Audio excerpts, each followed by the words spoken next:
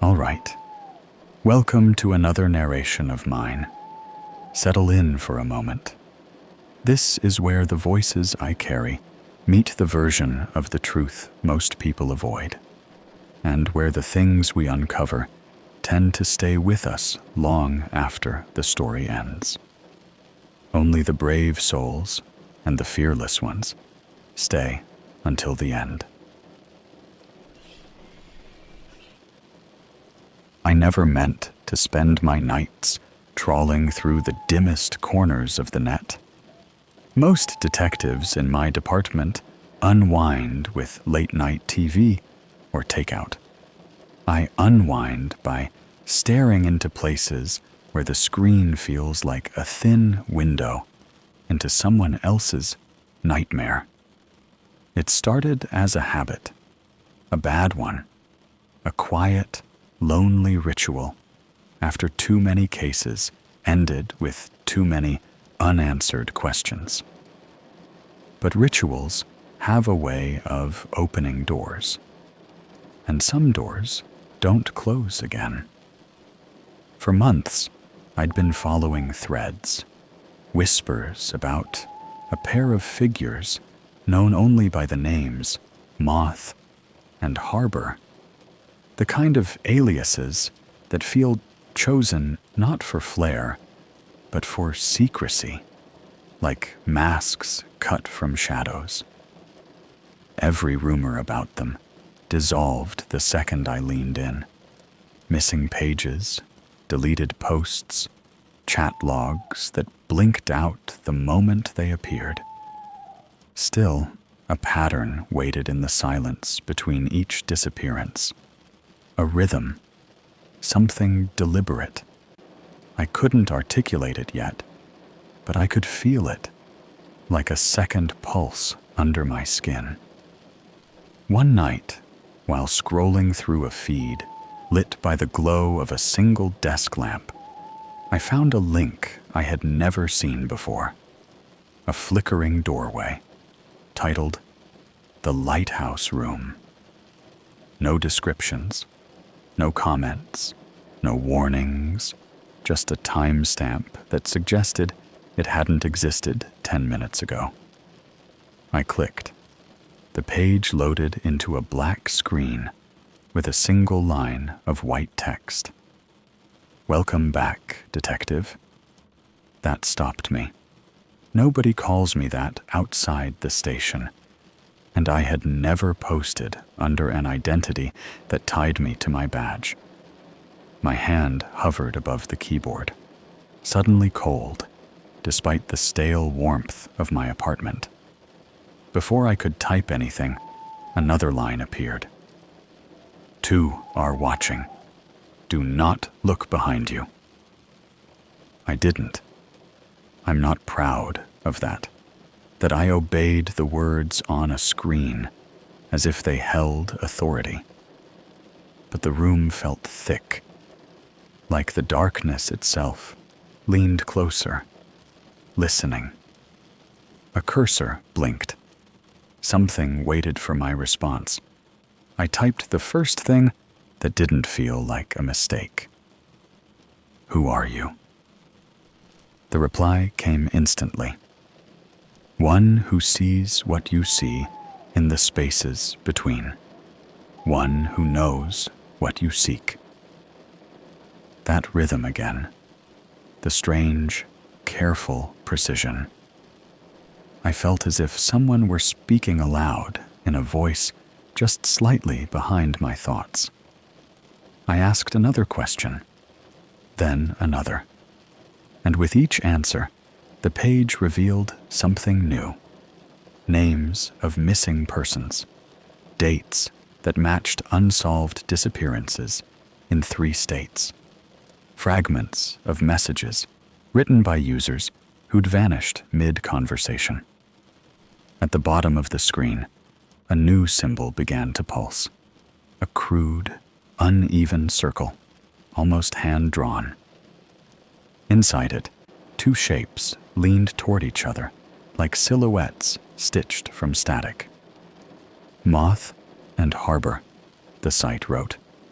They move together. My chest tightened. I should have closed the page, should have reported the whole thing to cybercrimes, should have done anything except what I actually did, which was lean forward, heart thudding, eyes fixed on the shifting shapes inside that circle. Because something about them felt alive. And then the circle opened, like a lens dilating. A new line typed itself slowly, as though each letter cost effort. You want to find them, so keep watching. The screen cut to grainy footage. A hallway, narrow, linoleum floors, harsh fluorescent lights humming above. The kind you see in old industrial buildings or abandoned clinics. The timestamp indicated it was live.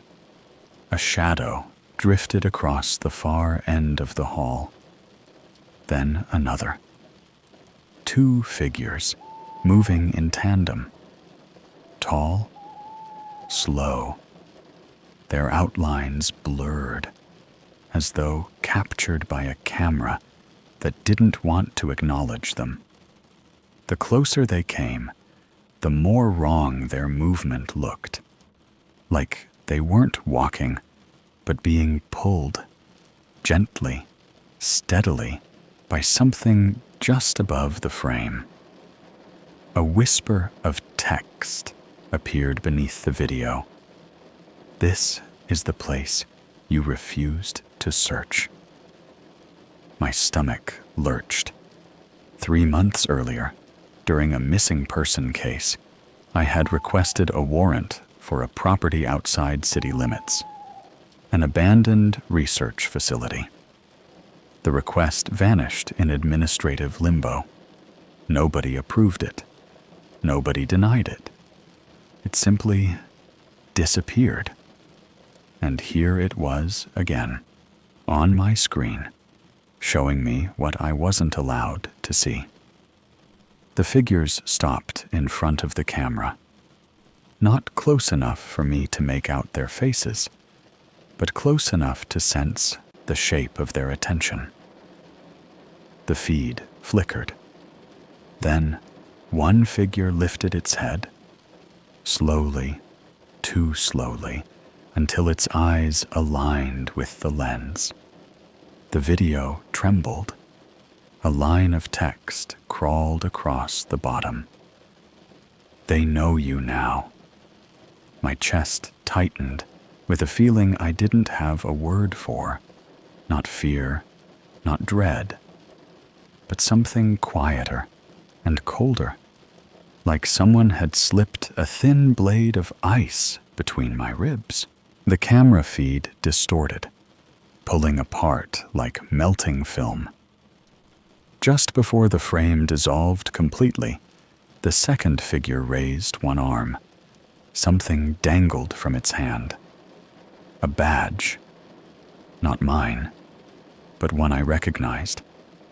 A colleague who'd gone missing last year without explanation, his case sealed before anyone could search deeper. I whispered his name out loud.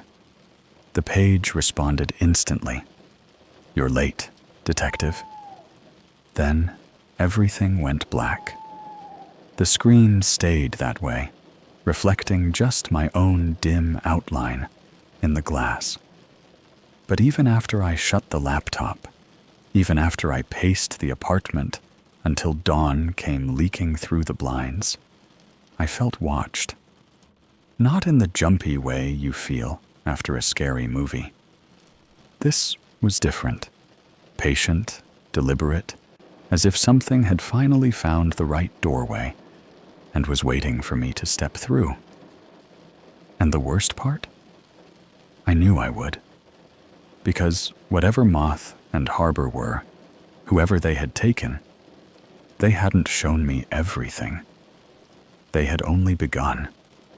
I didn't sleep the night after I saw that video. I sat on the edge of my couch in the dark, replaying every second of what I saw over and over again in my head. The badge, the hallway, the way they moved, like their bones were bent wrong under their skin. You know how something can feel too real for the internet? That wasn't a fake video. It wasn't stitched together from stock footage or pulled off some horror YouTube channel. That feed was live. And I know that because about 15 hours after I watched it, the real facility, the one I tried to search months back, went up in flames. No explanation, no witnesses, just a blur of smoke on the evening news and a name no one even bothered to say on air. I knew it then. Moth and Harbor weren't just serials hiding behind layers of creepy aesthetics. They were real, and I was on their list. The next night, I logged back into the site. The lighthouse room was still there.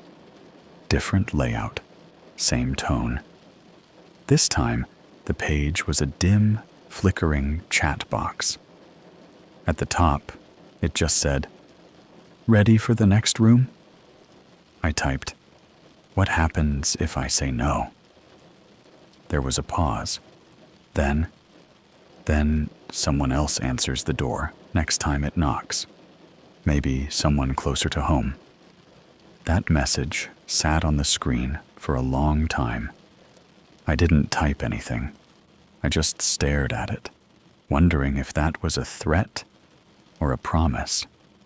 Then a video link appeared. I clicked. It started with audio. No video yet. Just this buzzing sound. High-pitched, constant, like a dentist drill humming in a concrete room. Then static. Then voices. Not speaking. Screaming. The video faded in. A basement, gray walls, exposed piping, fluorescent lights above, flickering in no clear pattern. There were cages, not kennels or crates. Cages, large, rusted. Some empty, some not. In one of them was a girl, teenager, curled up in the corner, breathing like she'd run for miles. The camera didn't move, but the angle was wrong. Too high to be handheld. Too focused to be a security cam. The timestamp on the bottom right was today. I felt sick. I reached for my phone, not even thinking, about to call it in, trace the feed, anything. But another message blinked onto the screen. Not yet. Not until you find her. Then a list of letters appeared. A string of numbers. GPS coordinates, maybe. Could have been an address, but it wasn't full. It was a piece of something. It was a puzzle. And they wanted me to play. For the next 3 hours, I sat there, glued to the screen, being drip-fed clues. Street signs blurred in the corners of random images. The sound of a train in the distance. A sticker on a broken vending machine. All from different locations, different cameras. All of them pointed to one area. Blaine County. A rural stretch of land out west that barely had electricity in some spots. Miles of nothing but trees, dirt roads, and old hunting cabins. And there was something else. Each video had someone in it, but never more than one. A different person each time. They weren't screaming like the girl in the cage. They were just there, sitting, staring, faces pale, blank. A couple looked like they hadn't slept in days. One guy, probably in his 20s, was sitting in a bathtub fully clothed, water pouring in, staring at the wall like he didn't even know he was alive. I started saving everything. Screenshots, coordinates, timestamps. I wasn't going to wait for a warrant this time. I packed a duffel bag, threw my badge in my glove box, and got on the road before the sun even thought about coming up. 12 hours later, I hit Blaine County. If hell had a back door, it opened somewhere on that highway. The place felt abandoned. Houses with boarded-up windows, gas stations with no signs, roads that didn't show up on GPS. Everything smelled like wet leaves and rot. I didn't even know where to start until my phone buzzed. I hadn't given the site my number, but somehow it had sent me a message. Stop sign. 3 arrows. Blue ribbon. That's where you turn. I laughed a little. Not because it was funny. I think I just needed to remember I was still real, still human. Then I saw it. The stop sign. The blue ribbon tied around the pole, fluttering in the wind. 3 arrows drawn in black Sharpie, pointing to the left. I turned. The road barely qualified as one. It was more like a trail. Tires kicking up gravel as I drove deeper into the woods. My phone buzzed again. Park. Walk 1 mile. I did. Dirt crunching under my boots. Trees leaning in on all sides like they were trying to muffle the sound. Every 10 steps, I stopped and looked behind me. Nothing. But the silence was wrong. Too thick. Eventually I saw it. Half-collapsed cabin. The roof had caved in on one side, door hanging open. No sound, no movement, no sign of life. I pulled my flashlight and stepped inside. The smell hit me first. It wasn't decay, not entirely. It was something worse, like old meat, mold, copper, and something sharp and chemical, like cleaning fluid mixed with blood. I covered my mouth and moved deeper in. There was a staircase leading down, because of course there was. You ever been in a place where you know you shouldn't go further? Where every step feels like it's not you choosing to walk, but something just pushing your feet along? That was the stairs. The basement was darker than it should have been. The kind of dark that absorbs your flashlight like it's hungry. And then I heard her. A breath. Sharp. Gasping. I found her in the corner. Same girl from the video. She looked up at me like I wasn't real. I said her name, the one I'd figured out from the clues. She nodded. Eyes wide, lips trembling. She didn't speak. Didn't have to. I picked her up. She couldn't even walk, and got out of that place as fast as I could. back through the woods, down the road, into the car. She passed out in the passenger seat before we even hit pavement. I called it in anonymously, dropped her off at a hospital 3 counties over. I didn't stay. I didn't answer questions. Because I knew this wasn't over. I saved her. But that was just one. I had names now, faces, clues, and somewhere in the mess of data I'd gathered were the real identities of Moth and Harbor. Or what they wanted me to think were their real identities. Because when I got back to my apartment, there was a letter under my door. No stamp.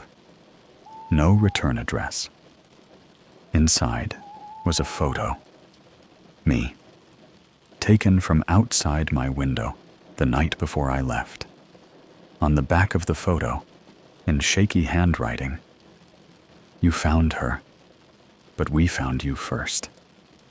You ever feel like something's already in your house before you even open the front door? That's how I felt when I came back from Blaine County. I parked 2 blocks away, didn't even turn off the engine for a few minutes, just sat there staring at my apartment window. Blinds were drawn, but not the way I leave them. Mine always hang uneven. One side is lower, because the plastic chain's busted. But now they were perfect. Straight.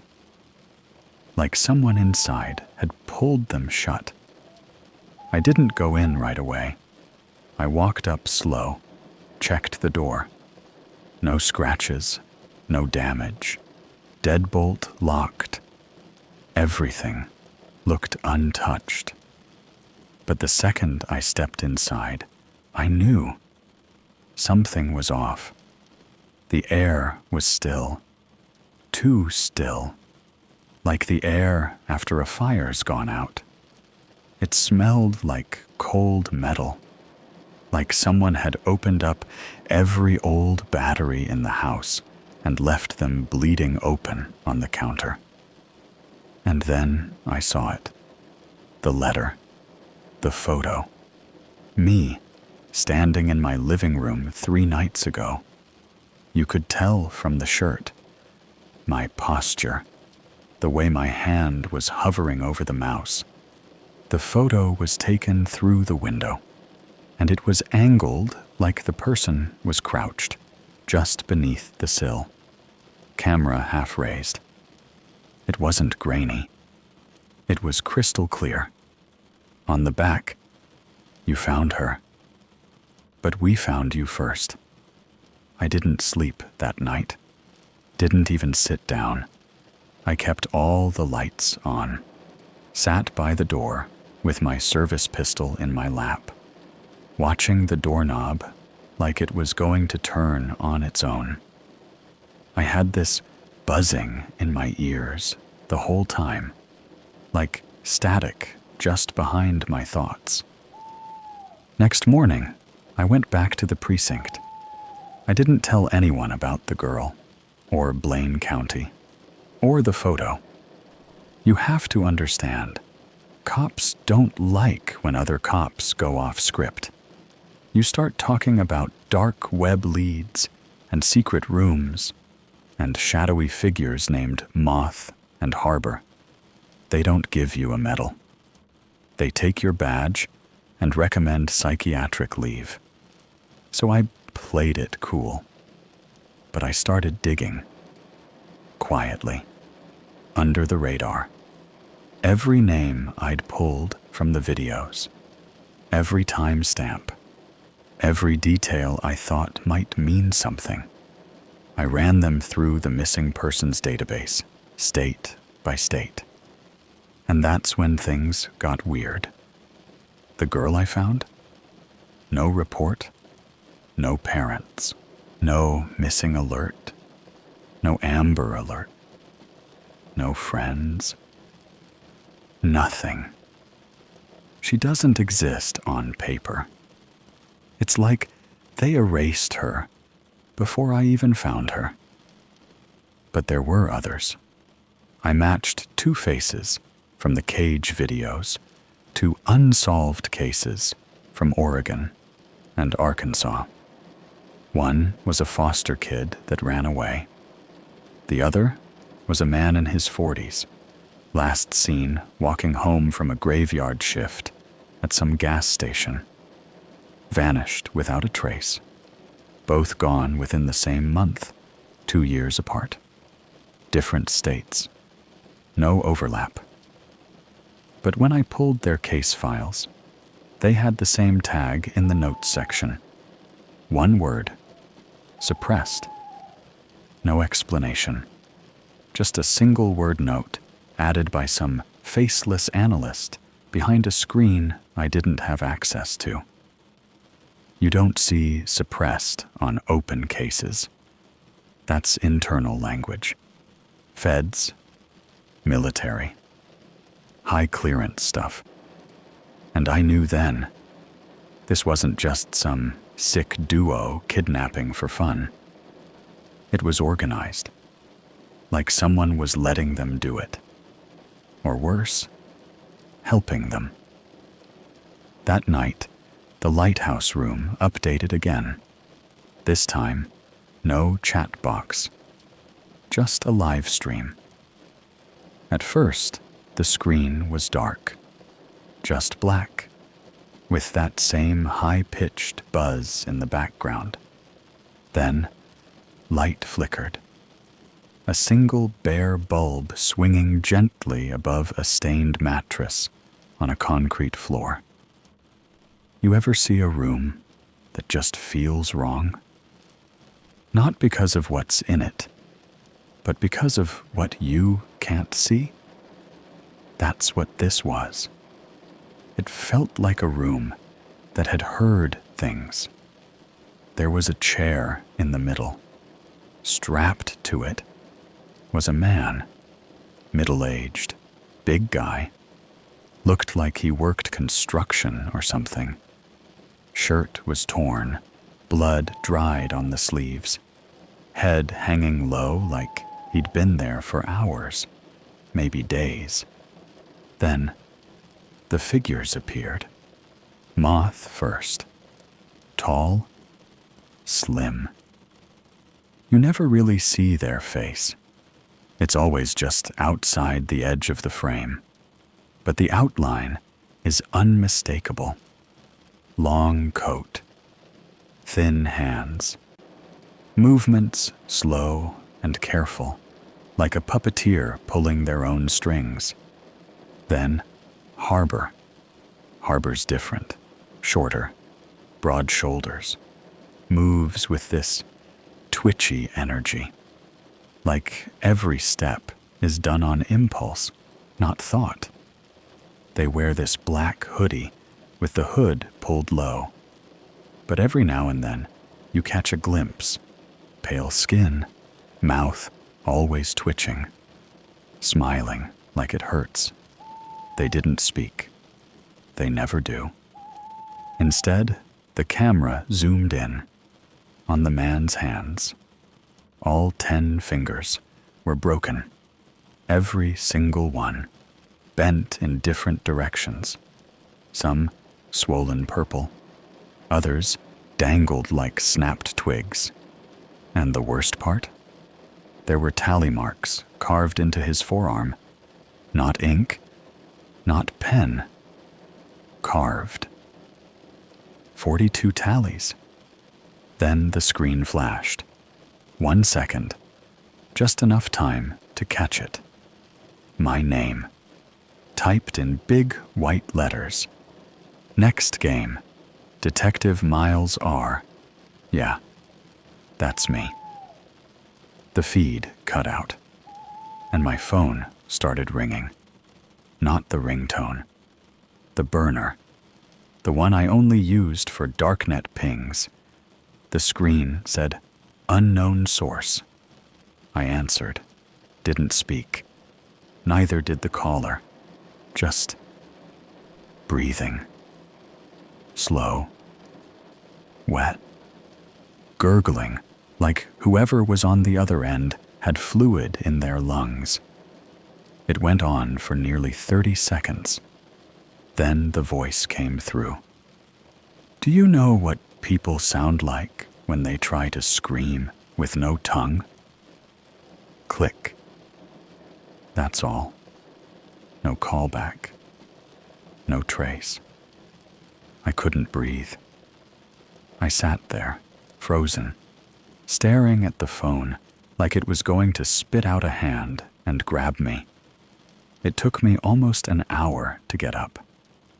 When I finally did, I went to the window.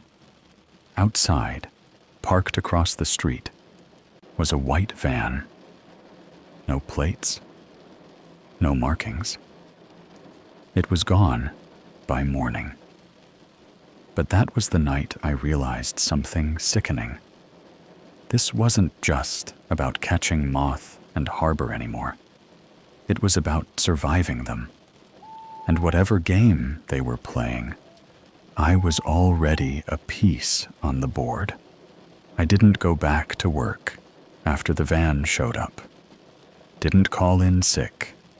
Didn't give an excuse. Didn't even bother checking my voicemail. I knew whatever was waiting for me at the precinct wasn't going to help. Not with this. Instead, I packed a small bag, grabbed every notebook I'd been using to track the clues, and left my apartment like I was never coming back. But even on the road, I couldn't shake the feeling of being watched. You know that sensation when someone stands too close behind you, just quiet enough that you can't hear them breathe, but you feel their presence? It followed me everywhere. Gas stations, parking lots, rest stops. It felt like the air beside me had weight. Around noon, I pulled into a motel outside Heather Ridge, tiny town built around a train track and a diner. The kind of place where people stare too long because they don't get strangers often. I checked in using a fake name I'd used on old stings. I figured it was better than signing my real one and having it show up on whatever list Moth and Harbor were working from. When I got inside the room, everything felt staged. Too neat. Too clean. Bed tucked sharper than any normal motel staff would bother with. Lamps perfectly centered. Remote placed exactly parallel to the TV. It reminded me of crime scene photos where nothing looks real because everything is frozen in the wrong moment. I set my bag down, walked around the room, checked under the bed, behind the curtains, inside the vent. Nothing. Still didn't feel alone. I set up my laptop and went back to the lighthouse room. It didn't load right away. Took longer than usual, like it was thinking. Then the page snapped open, brighter than before. A new graphic sat at the top. A lighthouse made of static.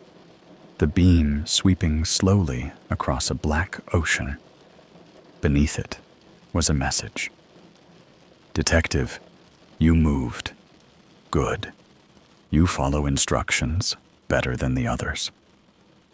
My stomach twisted. Others. I typed, what happened to them? The answer appeared slowly this time, like someone was dragging each letter into place. They stopped playing. That was all. No explanation, no clarification, just a simple statement that made the room feel 10 degrees colder. Then the page changed again. It split into 4 windows, each one a different camera feed. Top left, an empty shed, dirt floor. Top right, a forest trail at dusk. Bottom left, someone's living room, cozy, warm lighting, family photos blurred out. Bottom right, a dark room with a single candle burning. The audio from all 4 feeds layered together into something that made my skin crawl. Faint humming, a soft tapping, whispering too low to make out. Then a sentence appeared across the center of the screen. One of these places is yours. I froze. No way. They couldn't know. I hadn't told anyone where I was going. I didn't use cards. My phone was off. My car didn't have GPS. I typed fast. Which one? The lighthouse graphic flickered. The candle in the bottom right video blew out. Smoke curled up the screen like a hand reaching. Then the text appeared again. We'll show you when you sleep. I slammed the laptop shut so hard the hinge cracked. I didn't sleep. Not that night. Not even for a second. Instead, I paced the room, trying to figure out how they were tracking me. Phone was off. Laptop was unplugged. No wires in the lamp. No hidden cameras. No traceable cards. Nothing. But around 3 a.m, while I was sitting on the edge of the bed, staring at the floor, something touched the back of my neck. Not a tap. Not a brush of air. A touch. Deliberate. Almost gentle. I spun around, nearly falling off the bed. Nobody there. Just the curtains swaying slightly, though the AC was off and the window was locked shut. My hands were shaking when I checked my laptop again, even though I didn't want to. The lighthouse room had reloaded itself. A message blinked across the center of the page. You felt that? My throat went dry. Then another message. Want to know how close we've been? The screen cut to a new video. It was short, only a few seconds. It showed me sitting at the motel desk less than an hour earlier, typing, staring at the screen, rubbing my eyes like I was exhausted. It wasn't filmed from the window, or the hallway, or the vent. It was filmed from behind me, right over my shoulder. I leaned forward, paused it, looked at the frame by frame. No shadow behind me, no reflection, no second figure in the room at all. But I could see my own shoulders rise and fall. I was breathing through my mouth, and I could see the slight fog of breath in the cold air. Then, something else. Just for a single frame. A flicker so fast I barely caught it. A hand. Thin. Grayish skin. Resting lightly on my shoulder. Gone the next frame. I closed the laptop. Not like before. Not just shutting it. I unplugged it, snapped the battery out, wrapped it in a blanket, and shoved it under the bed like it was something alive. Sunrise took forever. When light finally broke through the curtains, I looked outside. The white van was parked 2 spaces away, closer than before. Someone was sitting in the driver's seat, still, facing my room. I didn't move, didn't breathe. After about 30 seconds, the van pulled out slowly. No hurry, no panic, just a slow roll back onto the road, like it had finished checking what it needed to check. I stayed frozen long after it was gone, because something hit me then, something I had been trying not to accept. Moth and Harbor weren't just working on online. They weren't just using cameras. They weren't just stalking me from outside. They were getting inside the places I went, inside the rooms I stayed in, inside the space behind my own shoulder.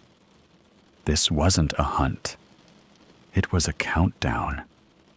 And I had no idea how many ticks were left. I didn't check out of the motel. I didn't even bother packing. By the time the sun was high enough to burn through the window, I was already halfway down the highway with no plan except away. But distance didn't matter anymore. Not with the way Moth and Harbor were reaching me. Every mile I drove, the same thought kept circling. They were already in front of me. Not behind, not following, ahead. It was around noon when my phone, the burner I'd smashed a day earlier, buzzed from inside the glove compartment. I shouldn't have answered. But you've got to understand, once you're tangled in something like this, curiosity stops feeling optional. It starts feeling like gravity. I picked it up. No caller ID, just a single message. You're going the wrong way. 10 seconds later, another. Turn left. There was no left, not on the highway, not for miles. Then I saw it. A thin dirt turnout, nearly swallowed by tall grass. The kind of road nobody takes unless they're lost or running. My hands turned the wheel before my brain agreed. The dirt road rattled the car so hard the mirrors shook. Trees pressed in tight on both sides. It felt like driving into a throat. The farther in I went, the quieter the world became. No birds, no wind. Even the engine sounded muffled, like something was swallowing the noise whole. About a mile in, the road widened into a clearing. In the center stood a house, if you can call it a house. Old, warped wood, roof sagging, windows covered from the inside with something dark. Not curtains, not boards. It was like someone had smeared soot across every inch of glass. A porch light flickered even though there were no power lines anywhere in sight. I knew instantly. They brought me here. And stupid as it sounds, I stepped out of the car anyway. The air around the place had weight, like walking into a room right after someone whispered. I scanned the tree line, the roof, the windows. No movement, no figures, no sign of anyone. But the door was open. Not enough to be inviting. Just enough to say, we already know you're coming in. Inside, the house smelled stale. Dust, wood rot, old clothes. That's all. No blood. No signs of a struggle. Just stillness. The floor creaked when I stepped inside, and the door shut softly behind me. Not slammed, just closed, like someone pressing their palm gently against the wood. There was a hallway, straight ahead. A single bulb flickered at the far end, glowing this dull yellow. that made everything look underwater. As I moved forward, I started noticing things. Pictures on the walls, frames crooked, glass cracked. But the photos inside had all been covered with black ink, not scribbled, painted. Thick strokes, deliberate, hiding every face completely. A family portrait with no family. Vacation photos with no people. Birthdays with no child. I felt like I was walking through someone's memories after they'd been erased on purpose. Halfway down the hall, my phone buzzed. I shouldn't have looked. I know that. But I did. It was a video. Live feed. The camera was somewhere behind me, in the same hallway, showing my back as I stood there, staring at the screen. I whipped around. No one there. No device. No shadow. Just the hallway, stretching behind me, like nothing was wrong. The feed zoomed in on my shoulder. And a hand, pale, thin, rested there for a split second before disappearing. The video cut out. I kept walking because turning back felt worse. The hallway opened into a large room, lit by a single lamp on the floor. No furniture except a long wooden table pushed up against the far wall. On it were my case files. Every file I had worked on for years. Missing persons. Unsolved disappearances. Cases I had closed. Cases the department buried. They were stacked in neat piles. Someone had rewritten names on the folders in unfamiliar handwriting. Names of people I had never met. People I had never investigated. Dozens. Then I saw the last folder on the table. My name. Full, bold, centered. I opened it. Inside wasn't paper. It was a small device, a phone, but not one I owned. The screen lit up automatically the second I touched it. A video began to play. It was me, sleeping, not in the motel, not in my apartment, in this house, same room, same lamp, same table. I was lying on the floor, breathing slow, eyes shut, like I'd been there for hours.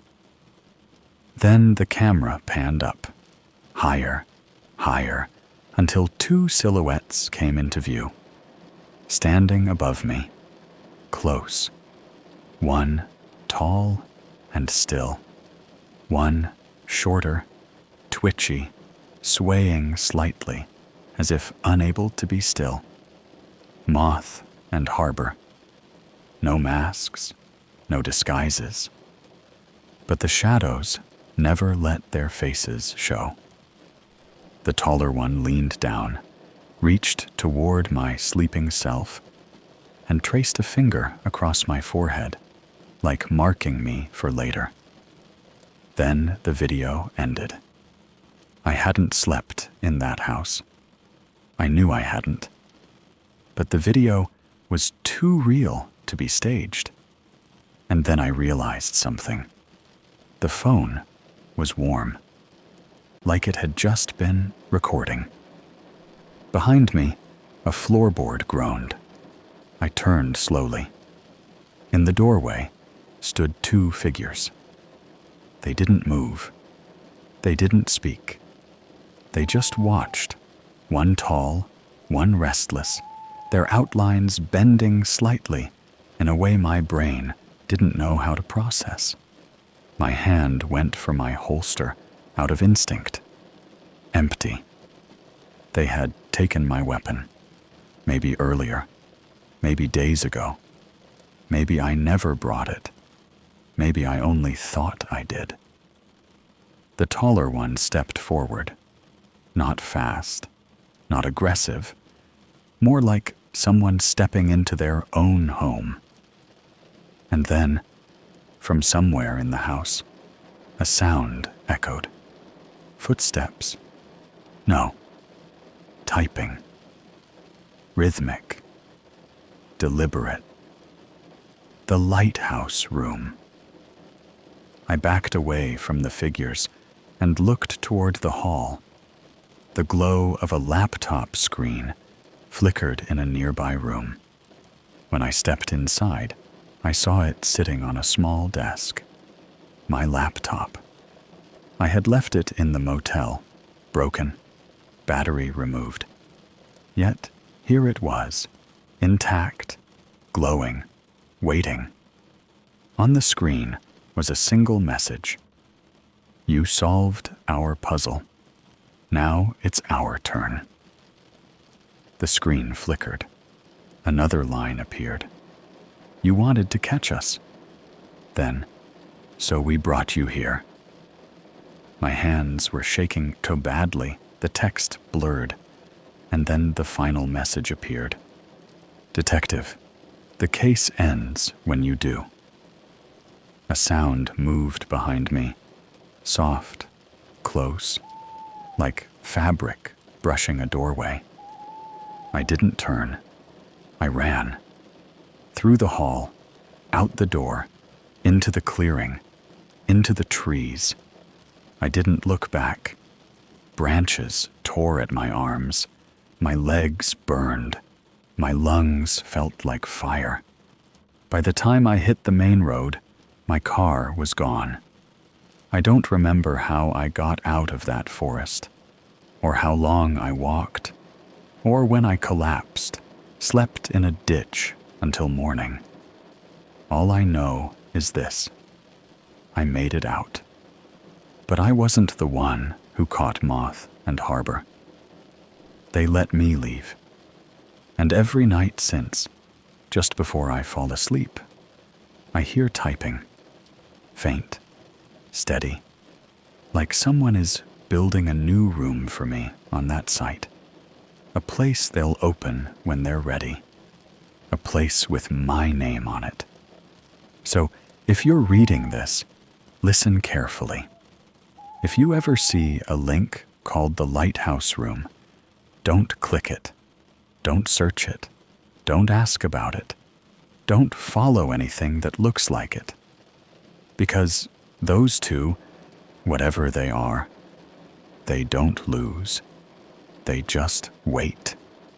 And the last message I ever got from that number still shows up on my screen sometimes, even when the phone's off. We're not finished.